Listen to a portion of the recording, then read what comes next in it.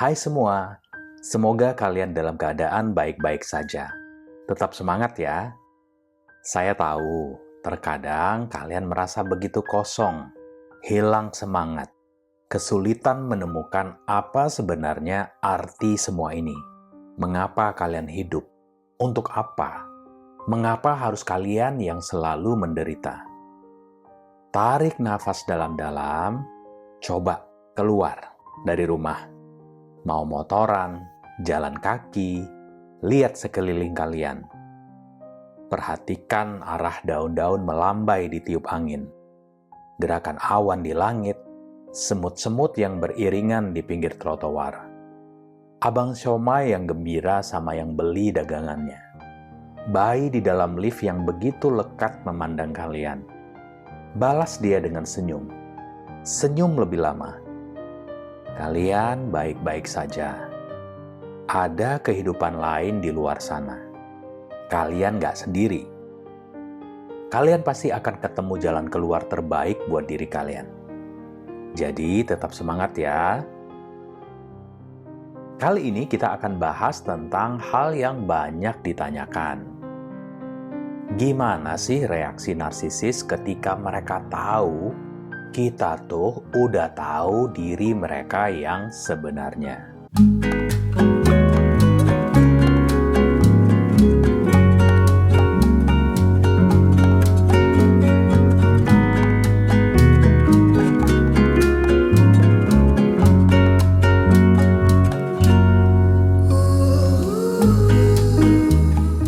Halo, selamat datang di Gerakai bersama saya, Aden Giri. Buat yang butuh konsultasi langsung, silakan email ke chat.gerakai@gmail.com. Saya juga menerima super thanks seikhlasnya dari kalian. Dan juga sedekah subscription dan like-nya.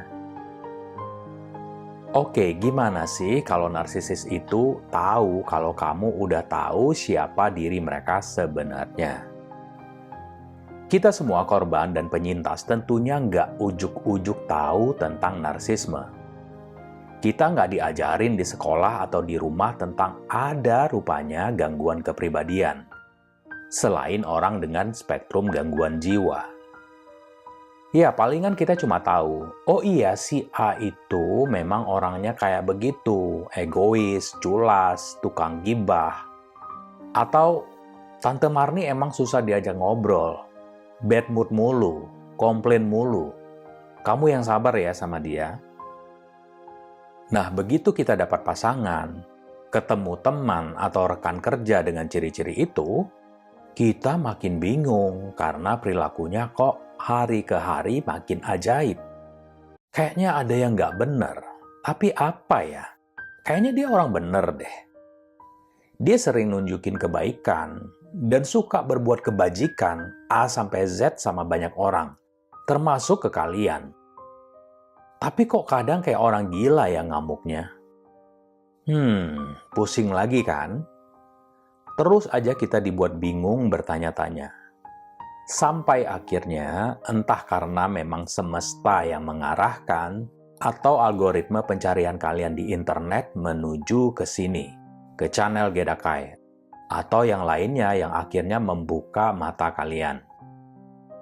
Kalian mulai kulik lebih dalam, mulai menghubungkan kelakuan si narsisis dalam rangkaian peristiwa yang kalian alami dengan informasi dari konten-konten yang kalian konsumsi. Lalu, bam, kalian mulai ngangguk-ngangguk. Lah, kok sama ya? Ini aneh banget ya? Kayak si narsisis belajar di kampus keculasan yang sama. Kalau anak fakultas hukum di Indonesia kan harus hafal nih kitab undang-undang hukum perdata dan pidana. Nah, mereka juga punya kitab undang-undang penganiayaan narsisistik. Semua taktiknya sama. Dan kalian juga sekarang tahu pengalaman, kesaksian korban dan penyintas juga serupa. Akhirnya, kalian mulai tahu siapa yang kalian hadapi. Kalian mulai tahu siapa si narsisis yang sebenarnya. Ini adalah momen paling menakutkan buat narsisis. Dia berusaha mati-matian menutupi kedoknya ini dari kalian. Kalau mau diilustrasikan, ya kayak kecoa nih, kalau kita datang, mereka kan kabur, sembunyi. Seperti itulah kira-kira si narsisis yang sembunyi dari kita. Sambil terus mengintai makanan yang bisa mereka lahap kalau kita lagi nggak kelihatan. Dia pikir kalian akan terus saja naif, nggak mencari tahu. Dia ingin kalian selamanya menjadi orang blow-on yang nurutin semua perkataannya. Nerima aja semua perlakuannya yang udah nggak habis fikri dan di luar nurul. Yang jelas, ini akan jadi ladang pembantaian. Nggak cuma buat si narsisis, tapi kalau kalian ceroboh, kalian juga bisa semakin merugi. Narsisis udah menghabiskan waktu dan tenaga untuk pura-pura menjalin hubungan dengan kalian. Dan kalian sendiri perlu waktu berbulan-bulan atau bertahun-tahun untuk menyatukan teka-teki ini, sehingga akhirnya menjadi sebuah gambaran yang utuh. Kalian tangkap mereka dalam kebohongan dan perselingkuhan berulang kali. Sampai kalian ngerasa diri kalian emang nggak cukup baik buat mereka.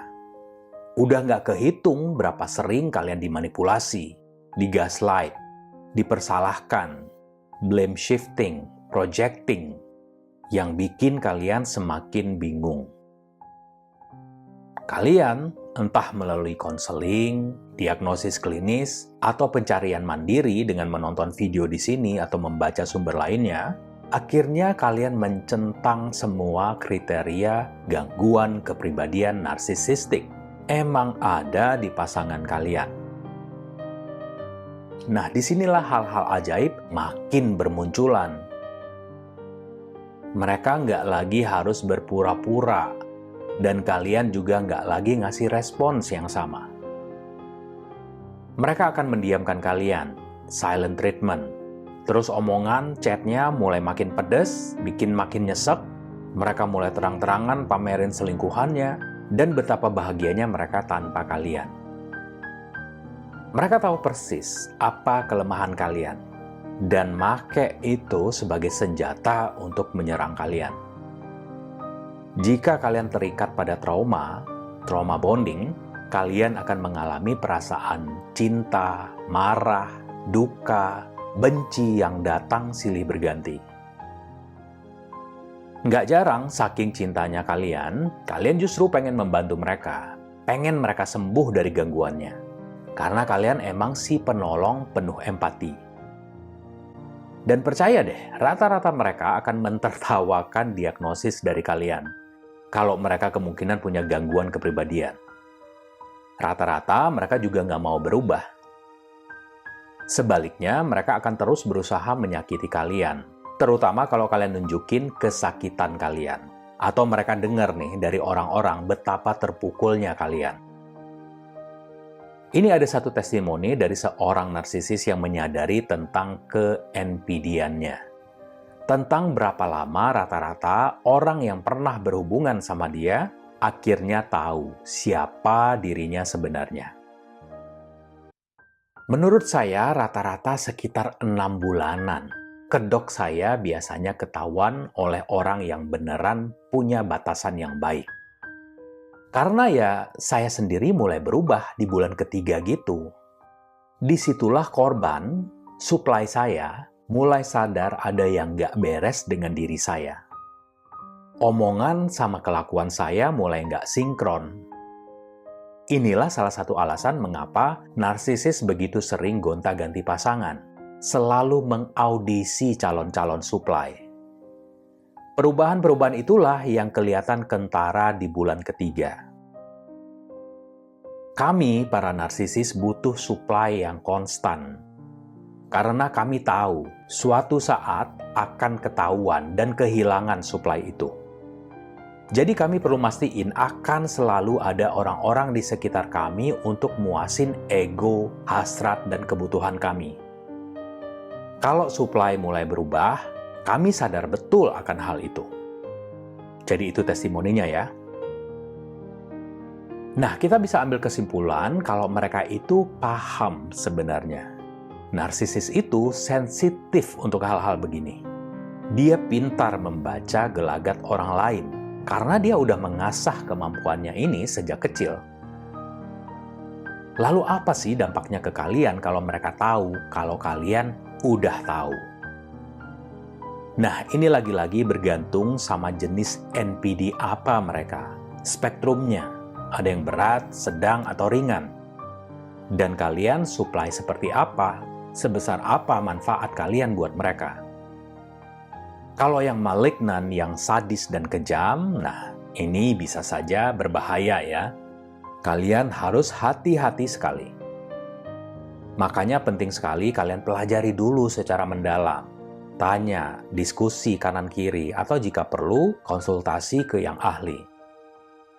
Rata-rata kalau kalian supply yang premium, artinya kalian ngasih mereka manfaat besar, membiayai segala kebutuhan yang nggak akan mereka dapat kalau pisah dari kalian. Maka mereka akan, pertama, merayu kalian kembali. Diulangi lagi tuh love bombingnya. Yang kedua, nunjukin perilaku baik untuk mastiin kalian bertahan lebih lama. Yang ketiga, mulai ngumpulin bukti-bukti yang akan memberatkan kalian, termasuk kepoin sosmed kalian, sebagai persiapan untuk ngancurin nama baik kalian, kalau nanti kalian ninggalin mereka. Yang keempat, memutarbalikkan fakta, gaslighting, akan semakin gencar. Yang kelima, berusaha lebih keras untuk memenangkan hati orang-orang terdekat kalian. Dan bisa aja mengubah mereka menjadi cecunguk mereka. Flying monkeys, untuk mendukung mereka nanti. Jadi ini maksudnya adalah mereka main cantik dan halus supaya kalian meragukan diri kalian sendiri, sambil mempersiapkan serangan balasan yang dahsyat ke kalian. Nah, kalau mereka lihat kalian sebagai supply hanya grade KW Mangga 2, ya udah kalian akan didepak dengan tanpa pikir panjang. Mereka bisa baca gerak-gerik kalian. Ketika kalian mulai lebih tenang, misalnya justru ngetawain omongan atau kebohongan mereka, bukannya bereaksi berlebihan seperti marah atau nangis seperti biasanya. Mereka akan mulai ketar-ketir, mulai kehilangan kendali atas kalian.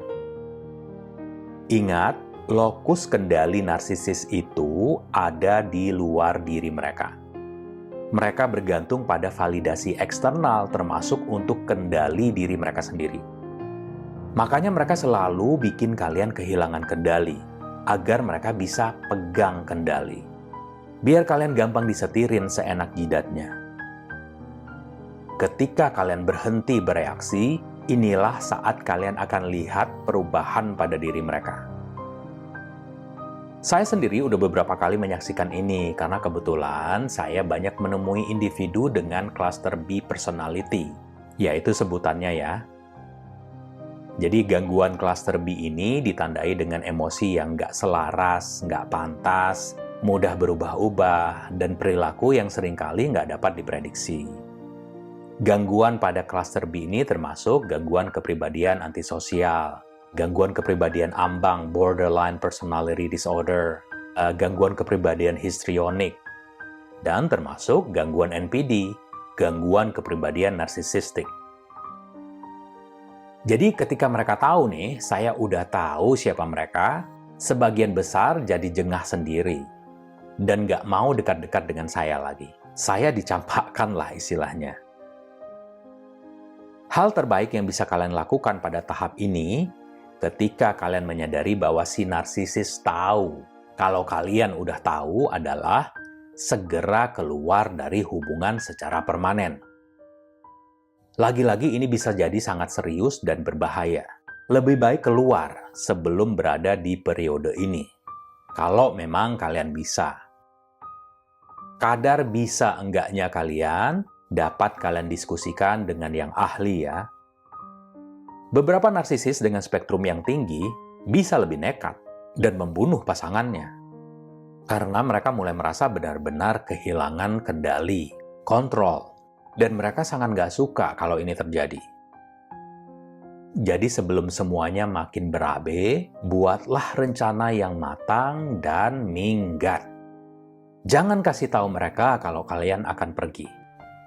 Ingat, no contact itu adalah jalan ninjaku.